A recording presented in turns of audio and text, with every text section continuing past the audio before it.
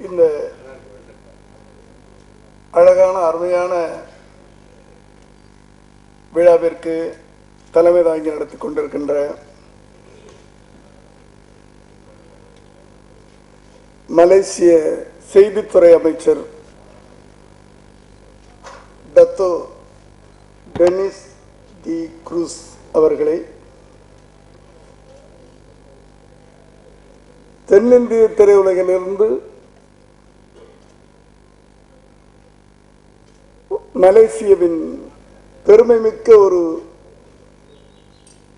பட்டத்தினை,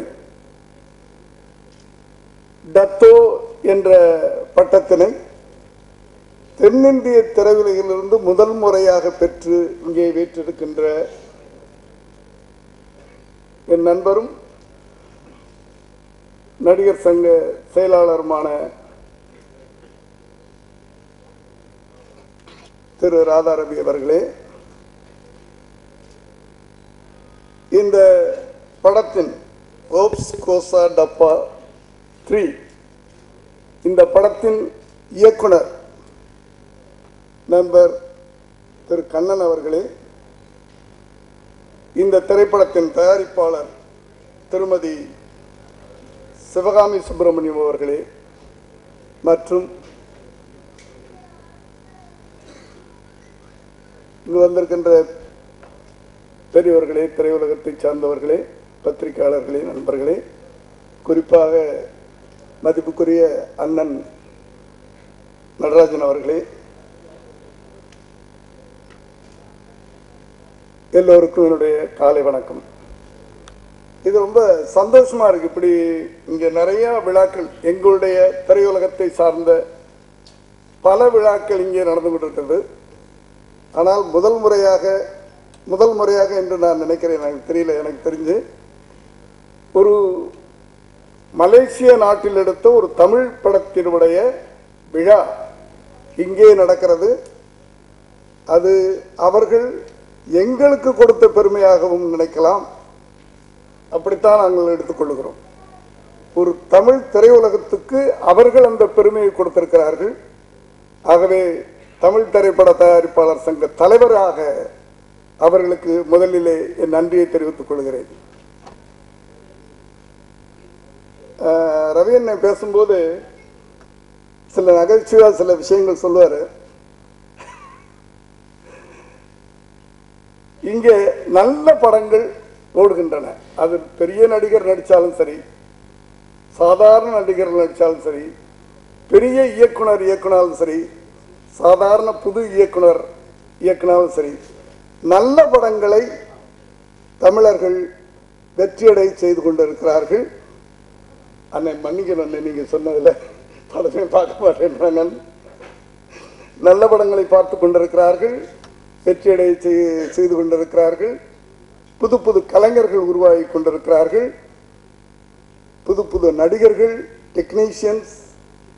மன்னிக்கணும், எனக்கு சுத்த தமிழ் வராது, ஏன்னா ஒழுங்கா படிக்கல, நான் ஸ்கூலுக்கு போல, அதனால அப்படி இப்படிதான் பேசுவேன், தப்பா எடுத்துக்காதீங்க. அப்படி ஒரு நல்ல தமிழ் ரசிகர்கள் இருக்காங்கல்ல, நல்ல படங்களை விரும்பி பார்ப்பவர்கள், வெற்றியடை செய்பவர்கள். அந்த தைரியத்தில் யாராக இருந்தாலும் இங்கே வந்து நல்ல தமிழ் படங்களை எடுக்கலாம். அந்த படங்கள் நிச்சயமாக வெற்றியடையும், தமிழர்கள் வெற்றியடை செய்வார்கள் என்று நான் முதலிலே அவர்களுக்கு நம்பிக்கையை தெரிவித்துக் கொள்கிறேன். ஏன்னா அவங்களுக்கு பல ஆண்டுகளுக்கு முன்னாடி இந்த சென்னை எப்படி இருந்ததுன்னு எல்லாருக்கும் தெரியும், அவர்களுக்கும் உங்களுக்கும் தெரியும் நான் நினைக்கிறேன். சென்னையில் தான் தெலுங்கு திரைப்படங்கள், கன்னட திரைப்படங்கள், மலையாள திரைப்படங்கள், இன்னும் சொல்ல போனால் இந்தி திரைப்படங்கள் கூட இங்கே தயாரிக்கப்பட்டிருந்தன. அத்தனை நடிகர்களும் அத்தனை மொழி கலைஞர்களும் சென்னையில் தான் பூர்வீகமாக இருந்தார்கள். கொஞ்சம் கொஞ்சமாக காலகட்டம் அப்படி வளரும் போது ஆந்திரா அவங்க திரையுலகத்தை வளர்க்கணும்னு ஆசைப்பட்டாங்க. அங்கே டெவலப் பண்ணாங்க, அது வளர்ந்துச்சு. அதே போல் கர்நாடகா, மலையாளம், இப்படி அவர்கள் தங்கள் கலை இந்த திரையுலகத்தை வளர்த்து கொள்ள வேண்டும் என்ற ஒரு எண்ணத்தில் பிரிந்து போனவர்கள் தான். இது எதுக்காக சொல்றேன் அப்படின்னு சொன்னா, ஒரு பழமொழியே இருக்கு, வந்தாரையெல்லாம் வாழ வைக்கும் தமிழ்நாடு. இங்க தமிழ்நாட்டில் மாத்திரம் யாரு நீ எந்த மொழி எந்த நாட்டில இருந்து வந்திருக்கிற நம்ம கேட்கறதில்லை. கலைஞர்களை நல்லவர்களை ஊக்குவிக்கிறோம், வல்லவர்களை வாழ்த்துகிறோம், திறமையானவர்களை ஏற்றுக்கொள்கிறோம். அது எங்க இருந்து வந்தாலும் சரி. இங்க இருக்கிற நான் பேர் சொல்ல முடியாது சூப்பர் ஸ்டார்கள் இருந்து பல ஸ்டார்கள் எங்க இருந்து வந்தாங்க எங்களுக்கு தெரியாது. அவற்றை திறமை இருந்தது, நாங்கள் வளர்த்தோம். திறமையானவர்களை நாங்கள் வளர்க்கிறோம். அதை போல திறமையான இயக்குனர்கள். அந்த விஷயத்துல அண்ணன் வந்து தப்பா எடுத்துக்கூடாது. யாரா இருந்தாலும் சரி, எங்க இருந்து வராங்கன்னு தெரியாது எங்களுக்கு. தமிழ் தெரியும், அவங்களுக்கு பேச தெரியுதா பேச தெரியலையா, ஏதோ ஒரு டேலண்ட் இருக்கு. சிலர் அதை வளர்த்துக்கிறாங்க. குஷ்பு பத்தி சொல்லும் போது ரொம்ப அழகா சொன்னாங்க. அவங்க பேசுற தமிழ் இப்ப யாரும் தமிழ்நாட்டில் பிறந்தவங்க கூட பேசுற அவ்வளவு அழகா பேசுறாங்க. அந்த டெடிகேஷன். அதனால இந்த திரைப்படமும் நான் வந்து அதான் கேட்டேன், இயக்குனர் அவர்கள்ட்ட கேட்டேன், இந்த திரைப்படத்தை மலேசியாவில் மட்டும்தான் நீங்க ரிலீஸ் பண்ண போறீங்களா, ஏன் இங்க தமிழ்நாட்டிலையும் ரிலீஸ் பண்ணுங்களேன்னு கேட்டேன். ஆமா, நாங்க டிஜிட்டல்ல ஒரு 15-20 தியேட்டர்ல ரிலீஸ் பண்ண போறோம் அப்படின்னு சொன்னாரு. நான் ஏன் 15-20 தியேட்டர் மட்டும், குறைந்தது 50 தியேட்டர்ல ரிலீஸ் பண்ணுங்க. ஏன்னா டிஜிட்டல் தான். இப்போ ஒரு பிரிண்ட் எடுக்கணும்னா அன்னைக்கு வந்து நமக்கு 50,000 ரூபாய் 60,000 ரூபாய் ஆகலாம். இன்னைக்கு ஒரு டிஜிட்டல்ல ஒரு வாரத்தினுடைய 9,000 தான் நினைக்கிறேன் நான், கியூப்லயோ ரிலீஸ் பண்றதுக்கு. அதனால நீங்க எத்தனை உங்கள் படத்தின் மீது நம்பிக்கை இருந்தால் நீங்கள் அதிகமான திரையரங்குகளிலே ரிலீஸ் பண்ணலாம். நிச்சயமாக அது என்னமோ ஒரு முதல் முறையாக மலேசிய தமிழர்கள் ஒரு தமிழ் படம் எடுத்திருக்காங்க. அதுல என்னதான் இருக்குன்னு பார்க்கறதுக்காகவாவது நாங்க போவோம் சார்.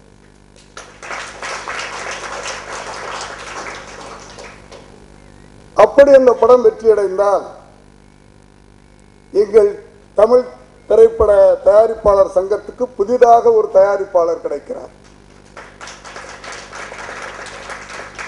எங்கள் இயக்குனர் சங்கத்துக்கு புதிதாக ஒரு நல்ல இயக்குனர் கிடைப்பார். நடிகர் சங்கத்துக்கு பல கலைஞர்கள் கிடைப்பார்கள். அந்த ஒரு படம் இப்ப வெற்றியானே வந்து விதியை நிர்ணயிக்குது. அவங்க யாரு என்னன்னு நாங்க பார்க்கறது இல்லை.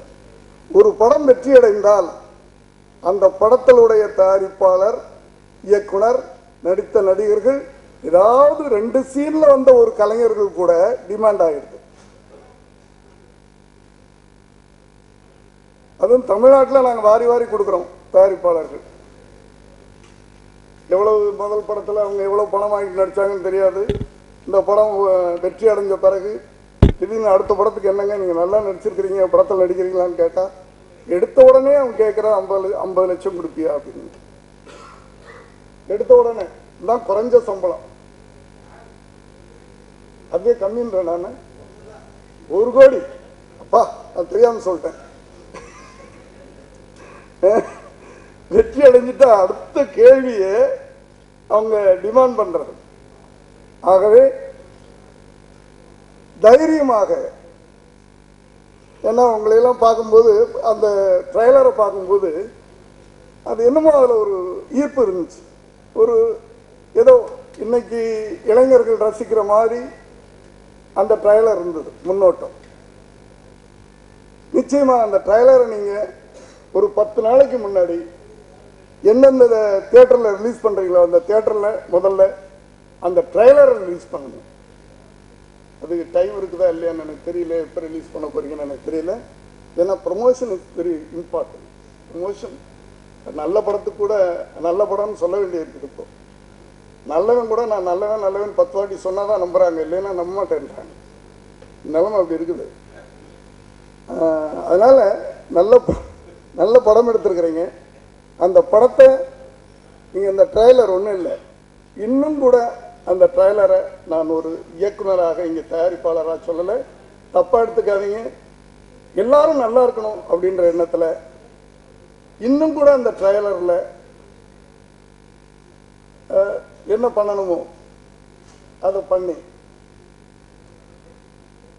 வெறும் விளையாட்டா மட்டும் இல்லை, அதுல இது ஒரு விஷயமும் இருக்கிறது அப்படின்ற ஒரு ட்ரைலர்ன்றது என்னன்னா ஒரு படத்தினுடைய முன்னோட்டம்.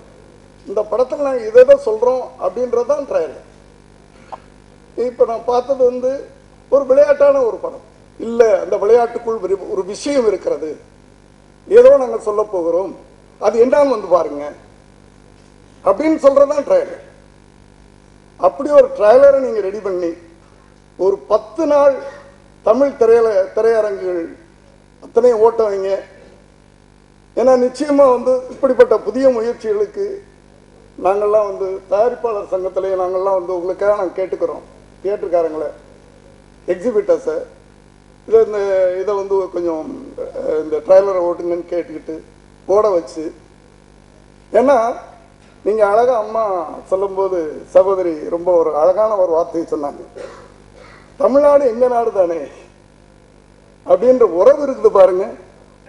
அந்த சொன்ன ஒரே வார்த்தையில அதுக்கு பதில் சொல்லிட்டாரு எங்க அண்ணன், உங்க நாடு எங்க நாடு தானே, மலேசியாவும் எங்க நாடு தானே அப்படின்ட்டாரு. ஸோ எல்லாம் பார்க்கணும். இப்போ ஒரு பெருமையாக கூட சொல்லிக்கலாம், மற்ற நடிகர்களை பற்றி நான் சொல்ல வேண்டிய சொன்ன தப்பாயிடும். என்னுடைய மகன் விஜய், அவருடைய படங்கள் மலேசிய நாட்டிலே சிறப்பாக ஓடுகிறது சார், ஒரு பெரிய டிமாண்ட் இருக்கு சார் அவர். ஆகவே இந்த சந்தர்ப்பத்தை நான் பயன்படுத்தி அமைச்சர் அவருக்கு நன்றி சொன்னா மலேசிய மக்களுக்கு நன்றி சொன்ன மாதிரி, தலைவருக்கு நன்றி சொன்னா தொண்டர்களுக்கு எல்லாம் நன்றி சொன்ன மாதிரி. ஆகவே அந்த மலேசிய மக்களுக்கு, தமிழ் ரசிகர்களுக்கு நீங்க எந்த அளவுக்கு வரவேற்பு கொடுக்குறீங்க. உண்மையில ஒரு வார்த்தை சொன்னாரு, அதை நான் ஒத்துக்கிறேன். நான் அண்ணன் ரவி அண்ணன், சிங்கப்பூரும் மலேசியா இல்லைன்னா தமிழ் படங்களுக்கு அது ஒரு பெரிய வியாபாரம்,